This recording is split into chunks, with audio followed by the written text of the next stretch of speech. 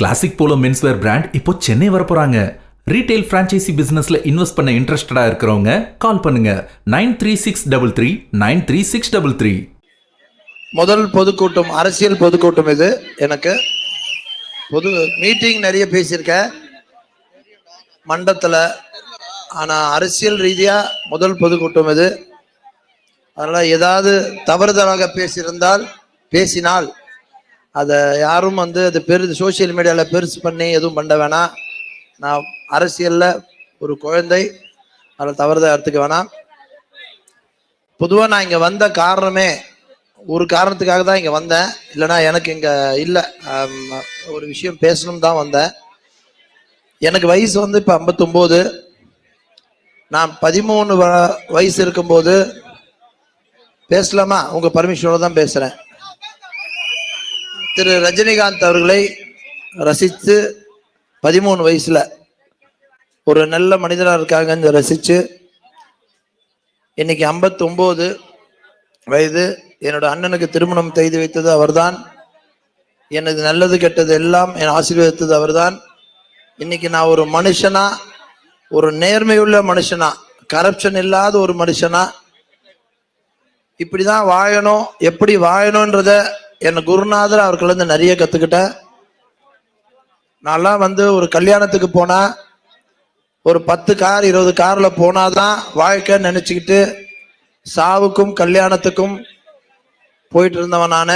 அங்கே இறங்கி 4 பேர் நம்மளை பார்க்குறாங்களா அப்படின்றது ஒரு பார்வை, திருட்டு பார்வையை பார்த்து அது ஒரு ரசனையாக அதெல்லாம் பண்ணிட்டு இருக்கும்போது, ஒரு நாள் கலைவாணர் அரங்கில் எங்கள் ரஜினி சார் ஒரு இண்டிவிஜுவலாக ஒரு பேக் எடுத்துக்கிட்டு பொக்கே எடுத்துக்கிட்டு வந்ததை பார்த்த உடனே, இவர் பின்னாடி 1 லட்சம் பேர் போகலாம், அப்படி இருக்கும்போது நான் என்னடா ஒன்றுமே இல்லாம 10 காரில் ஒரு 50 பேரோட போய் அப்படின்னு நினச்சி 25 வருடமாக நான் தனியாகத்தான் திருமணத்திற்கும் எந்த கெட்ட நிகழ்ச்சி எது இருந்தாலும் நான் தனியாக தான் போக ஆரம்பித்தேன்.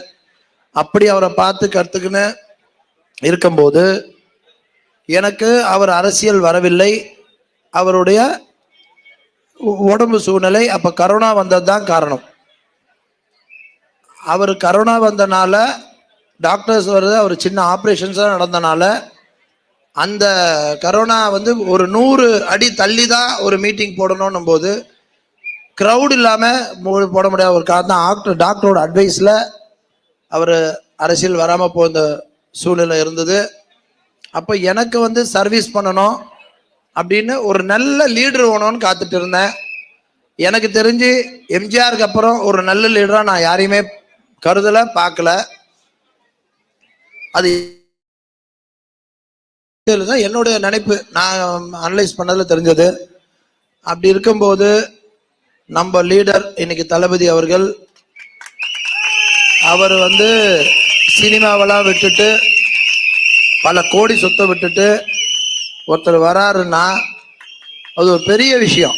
இந்த காலத்தில் அம்பானி மாதிரி பணம் இருக்கிறவங்க கூட 10 ரூபாய் எடுக்க யோசிக்கிற காலத்தில் 10 ரூபாய் எடுக்க மாட்டாங்க. பெரிய பணக்காரன் தான் பேரை ஒழிய பணக்காரங்க யாரும் பணம் எடுக்க மாட்டாங்க.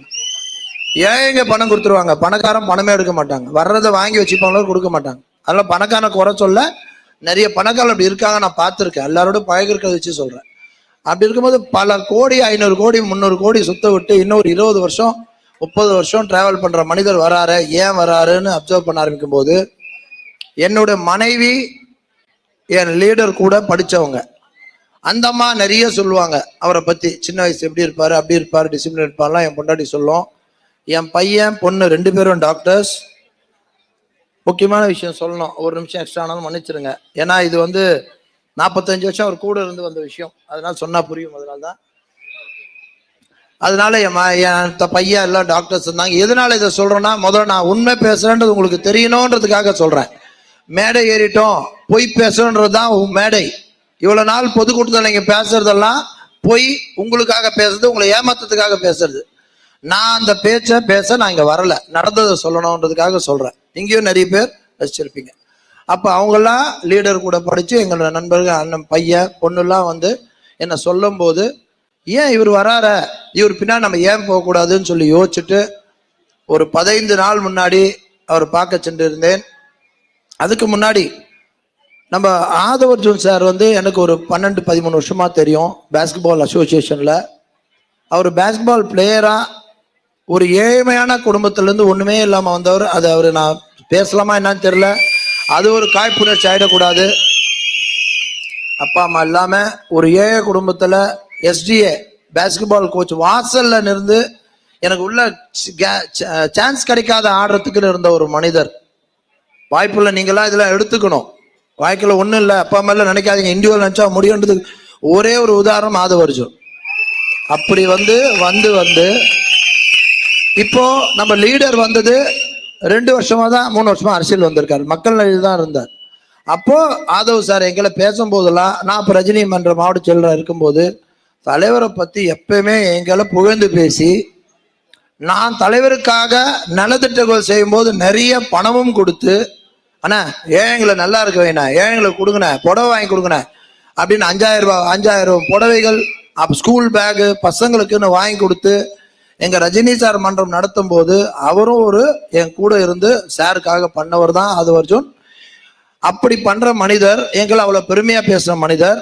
இப்போ ஒரு இஷ்யூ வந்து அன்னைக்கு போராட்டத்துல அவர் பேசுறதா பெரிய சர்ச்சைகள் இருக்கு. அந்த சர்ச்சைகள் வந்து நான் அங்க இருந்தேன். அவர் கண்டிப்பா தவறுதலா பேசியிருந்தா அதே மேடையில ஏறி எனக்கு அது புரிய வைங்க, ஏன் இப்படி பேசின்னு கேட்டிருக்க தைரியம் எனக்கு இருக்கு, கேட்டிருப்பேன். ஆனா அவர் இன்டென்ஷனா பேசலன்ற ஒரு காரணத்தினால நேரா பார்க்கறதுக்கும் பேப்பர்ல படிக்கிறதுக்கும் வித்தியாசம் இருக்கு. ஒரு பேப்பர்ல படிக்கும் போது நம்ம மைண்ட் வேற மாதிரி சொல்லும், நேர்ல பார்க்கறது அது உண்மை தெரியும். நான் தான் நன்மையா இருந்தேன். 45 வருஷமா ரஜினி சார் கூட இருந்தவன் எப்படி விட்டு கொடுத்துருவான்? நான் இன்னைக்கு லீடரோட வந்தனால என் ஒய்ஃபை நாளைக்கு திட்டா விட்டுருவேனா, என் பையனை திட்டா விட்டுருவேனா, என் நண்பனை திட்டா விட்டுருவேனா? அது மாதிரி 45 வருஷம் அவர் கூட இருந்தவன் நான் எப்படி உணர்வு இல்லாம இருக்குமா ஒரு ஜஸ்ட் ஒரு 10 நாள்ல? அப்போ அவர் இன்டென்ஷனோட பேசலன்றதை தெரிஞ்சுக்கிட்டேன். அவருக்கு ஒரே ஒரு இது, அன்னைக்கு நடந்தது போராட்டத்தை பத்தி. அந்த போராட்டத்துல திமுகவை இது பண்ணி பேசும்போது அவர் உணர்ச்சி பூர்வமா இந்த சொசைட்டியை மாற்ற முடியாத இயக்கத்தில் இருக்கவங்க வார்த்தை தவறி வரலாம். அப்படி வந்ததா தான் நான் கருதுறேன். அது மாதிரி ஒன்றும் இன்டென்ஷனே பேசல. அதனால எனக்கு என் ரசிகர்கள், நான் இவ்வளவு 45 வருஷம் இருந்தனால முந்தா நேத்து என் ரசிகர் மன்ற மாவட்ட செயலாளரை நேத்து ரிசைன் பண்ணிட்டேன். ஏன்னா ஒரு இதுல இருக்கும்போது இருக்கக்கூடாது, ரிசைன் பண்ணிட்டேன். ஆனா ஒரு அற்புதமான மனிதர் ரஜினி சார், அதுல எந்த மாற்றமும் யார் சொன்னாலும் நான் ஏத்துக்க மாட்டேன். அவர் பயந்தாங்கோலி கிடையாது, போராட்ட குணமுடையவர். இல்லைன்னா அன்னைக்கெல்லாம் நிறைய பேர் எதிர்த்து குரல் கொடுத்த மனிதர். அவரெல்லாம் போராட்ட குணமுடைய மனிதர். அப்படிப்பட்ட தைரியசாலாம் நீங்க பார்க்கவே முடியாது. அதனால என் பழகின இதுல 45 வருஷம் பழகிருக்கின்ற உரிமையில அவரை பத்தி நான் சொல்றேன். எனக்கு ஆதவர்ஜுன் சாரை வந்து ஒரே ஒரு கோரிக்கை மட்டும் வச்சுக்கிறேங்க. நான் கூட இருந்தேன், எனக்கு தெரியும் உங்களுக்கு இன்டென்ஷன் இல்லைன்னு தெரியும். ஆனா பப்ளிக்கா எனக்கு நீங்க எந்த எண்ணத்துல பேசுனீங்க அப்படின்றது எனக்கு தெரிஞ்சுக்கணும்னு ஆசைப்படுறேன். நான் ரசிகரா இவ்வளவு வருஷம் பழகி இருக்கேன். 45 வருஷம் குடும்பமா தமிழ்நாடு மொத்தம் பழகி இருக்கேன். ஆனா உலகத்துல இருக்க ரஜினி சாரை பத்தி யாராவது இதுல எது பேசினாலும் உங்க சார்பா நான் கேள்வி கேட்பேன். உங்க சார்பா ஏன் பேசுறீங்கன்றது புரிய வைங்கன்னு கேட்பேன். அதனால உலகத்தில் இருக்க எல்லா ரசிகருக்கும் சொல்றேன், உங்க சார்பா நான் டிவிகேல இருக்கிறேன்றத புரிஞ்சுக்கிட்டு எந்த மேற்கொண்டு எதுவும் இல்லாம புரிஞ்சுக்கணும்னு நினைக்கிறேன். நான் விட மாட்டேன். அதே மாதிரி எனக்கு இன்னைக்கு ஆதவர்ஜுன் சார் உங்களதான் எனக்காக அது எங்க ரசிகர்கள் ரொம்ப வருத்தப்படுறாங்க, நீ ஏதோ தப்பா பேசுன மாதிரி. அது மறந்து போச்சு பாருங்க, சாரி சார். அதான் முதல் மேடை, மன்னிச்சிருங்க, பொதுக்கூட்ட மேடை, அரசியல் மேடை. நான் வந்து 10 நாள் முன்ன பார்க்க போனேன், லீடரை பார்க்க போனேன். நான் லீடர் தான் சொல்லுவேன் அவரை. ஏன்னா ஆல்ரெடி ரஜினி சார் தலைவர் பேசுறதுனால அந்த தலைவரை சொன்னா நல்லா இருக்காதுனால தான் லீடர்னு சொல்ல ஆரம்பிச்சேன். அதனால வந்து அவர்களை போறேன், உள்ள போய் உட்கார்ந்து பேசுறேன். ஜாயின் பண்ணலாமா வேணாமான்னு யோசிச்சு போய் உட்கார்றேன். உட்காரும் போது இது ஆல்ரெடி ஒரு சின்ன இஷ்யூலாம் போச்சு. நிறைய பேர் நம்மளை பிரிச்சு விடுறதான உலகமே இருக்கு. அது மாதிரி ஏதோ நடக்குதுன்னு இருக்கேன். அப்ப சாரோட உட்காந்து ஒரு 40 நிமிஷம் பேசும்போது அவரை கேட்டேன், சார் ஒரே ஒரு கோரிக்கை என்ன அப்படின்னாரு. சார் 45 வருஷம் ஒரு மனிதரோட இருந்துட்டேன் அப்படின்னு சொல்லி என் செல்போனு கூட எடுத்து காமிச்சேன். அவர் முன்னாடியே ரஜினி சார் போட்டோ தான் வச்சிருந்தேன். வருஷத்துக்கு ஒரு நாள் டிசம்பர் 12 உங்க பிறந்தநாள் அன்னைக்கு, அவரோட பிறந்தநாள் அன்னைக்கு நான் கோயிலுக்கு போயிட்டு நல திட்ட உதவிகள் பண்ணிட்டு பேப்பர் ஆடு கொடுக்கறது என் வழக்கம், அதை நான் செய்யலாமா அப்படின்னு கேட்டேன். என்ன சார் இப்படி சொல்றீங்க? நானும் அவரும் ரசிகருங்க, நான் எனக்கும் தலைவர், அவரு எனக்கும் தலைவர். இது அதனால அதெல்லாம் இங்கெல்லாம் கிடையாதுன்னு சொல்லி, நீ ஸ்கிரீன்ல கூட அதே வச்சுக்கோங்கன்னு சொல்லி அப்படி சொன்ன அடுத்த நிமிஷம் இப்படியாப்பட்ட லீடர், பொறாமை இல்லாம, எதிர்ப்பு இல்லாம, யாரும் எதிர்க்காம அப்படி இருந்த ஒரு லீடர் தான் நம்மளுக்கு வேணும்ன்றனால துண்டை எடுத்து கையில கொடுத்து, எனக்கு போடுங்க சார், உங்க கையால போடுங்க லீடர்னு சொல்லி தலையில போட்டுக்கிட்டு கட்சியில சேர்ந்தவன் நானு. அவர்கள் அதையும் சொல்ல வந்தேன், இருக்கிற இடத்துக்கு உண்மையா இருப்பேன், அது மட்டும் சொல்லிட்டு வந்தேன். அதே மாதிரி இன்னைக்கும் சொல்றேன், 45 வருஷம் பழகினால அவரை தலைவரை என்னைக்கும் மறக்க மாட்டேன். அதனால யாரும் தயவு செய்து டிவிக்கு என் லீடர் சார்பா கேட்டுக்கிறேன், யாரும் தவறுதலா எதுவும் அவரை பேச வேண்டாம் கேட்டுக்கொள்கிறேன். அவரை பார்த்து நம்ம தலைவரே எங்களை சொன்ன வார்த்தை நான் ரசிச்சேன் போனன்றனால யாரும் தவறா பேசி ஒருத்தர் திட்டம் போது சைலண்டா இருந்தாலே சண்டை இருக்காது. நீங்க திரும்பி போட்டாதான் சண்டை, திரும்பி போடாதீங்க. ஒரு மாபெரும் மனிதன், தயவு செய்து அவர் எதுவும் பேசாதீங்க கேட்டுக்கொண்டு ஆதவ அர்ஜுனா அவர்களை அதுக்கு விளக்கம் கொடுக்குமாறு கேட்டுக்கொள்கிறேன். நன்றி.